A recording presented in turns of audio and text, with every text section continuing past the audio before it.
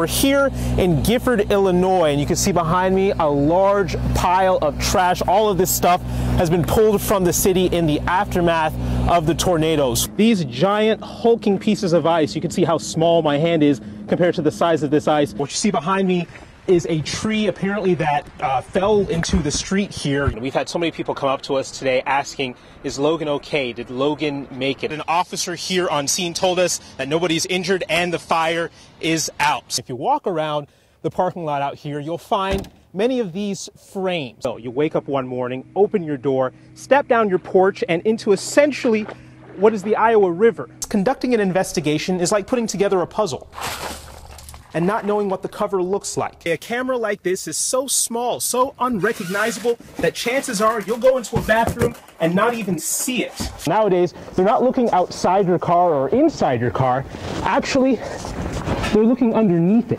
Meanwhile, on the other side of the river, on the west side, some say people over here are being left in the dark.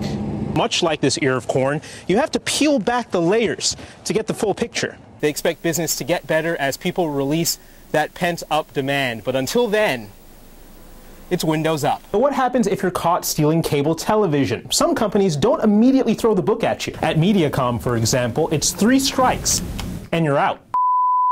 In Iowa City, Jason Hackett and Emma for Fox 28 News.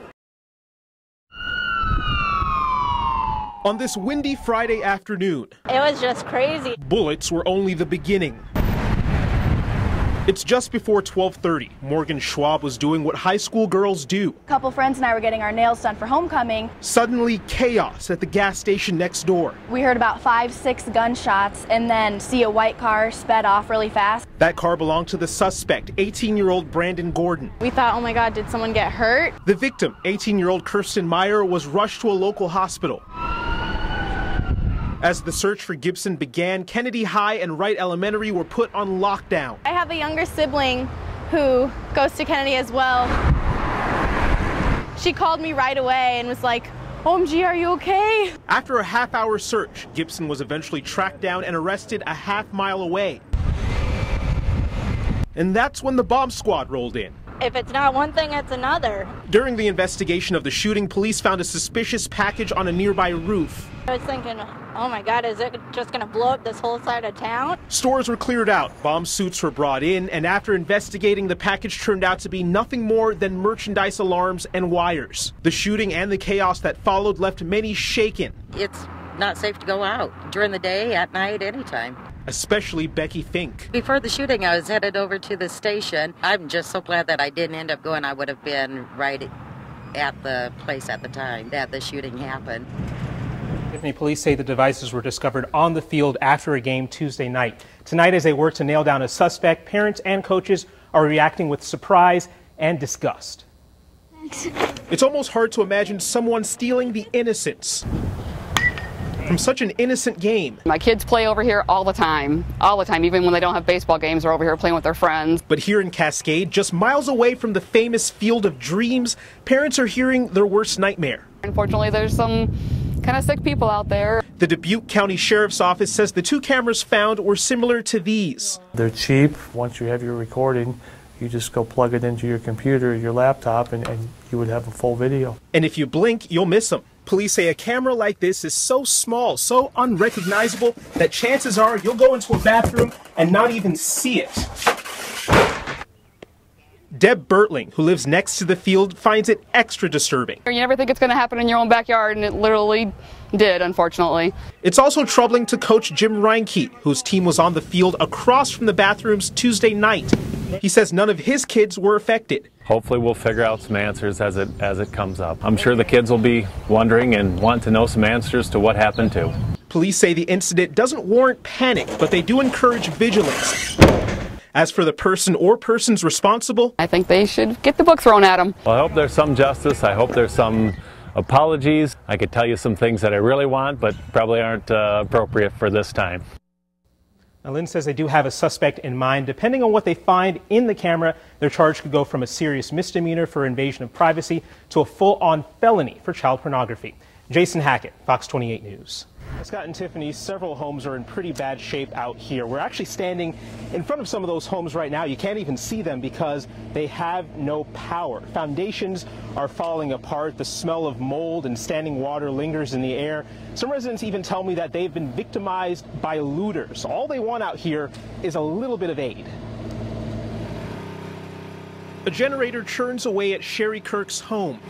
That's because she hasn't had power in a week. We're just overwhelmed and just, where do you start, you know? Not to mention the contents of her basement now reside in her backyard. We also lost furnace, water heater, washer and dryer. Neighbor Krista Williams no longer has a basement. My daughter went around with a flashlight and said, "Mom, you don't have foundation left." I said, "You got to be kidding." Lost my husband last year. Now I lost my house, I lost my car. I've got nothing left but me and my kids. Others are bracing for impact. So there's a legitimate fear that this house is going to fall on top of your house. Yeah, even the engineer said that. They are just a few of the stories on A and B Avenue Northeast, 2 blocks devastated by flash flooding. A surprise to most here, because after major flooding in 1993, they promised us in 93, after the storm sewers were put in, we wouldn't flood again. The city says that's not likely. Certainly someone's not going to tell them that Mother Nature's not going to dump so much water on there that whatever system is there is going to be able to handle everything. Elgin says they will take a look at the facts and the piping system to see what options are available. That will happen in the next 30 to 60 days. Residents say they need help now. Nobody from the city, nobody came down to help. We're just forgotten here.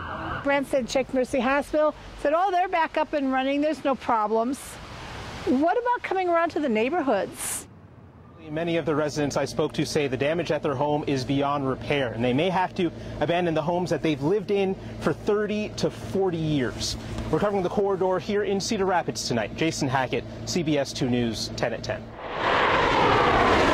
The airport. It's a constant cycle. People come and people go. It can be the scene of both happy hellos and grim goodbyes. But Wednesday night is different. So Grandma's going to greet him up there, and then they're going to turn the corner, and then... E6 Staff Sergeant Rick Ryder served in Vietnam from 1969 to 1970. At the time, public opposition to the war was strong, and when Ryder got back home, the welcome was less than warm. His son Kenny was barely old enough to remember. I was 6 months old when he came back, so I didn't get a chance to do any cheering or yelling for him. But that is about to change. Rick was selected for a trip to Vietnam for Purple Heart recipients. It was a chance to visit the country he once marched through as a soldier. It gave his family an idea.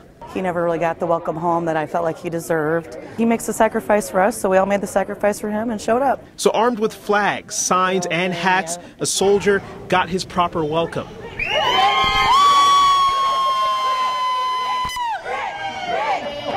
And more than 40 years later, hello became hello again. I guess I'm at a loss for words. Pretty special. This is pretty cool. That's way cool. In a terminal full of a never-ending cycle of highs and goodbyes, Rick Ryder got the best greeting of them all, one that was decked out in the red, white, and blue he fought for 4 decades in the making. All you gotta do is read the signs.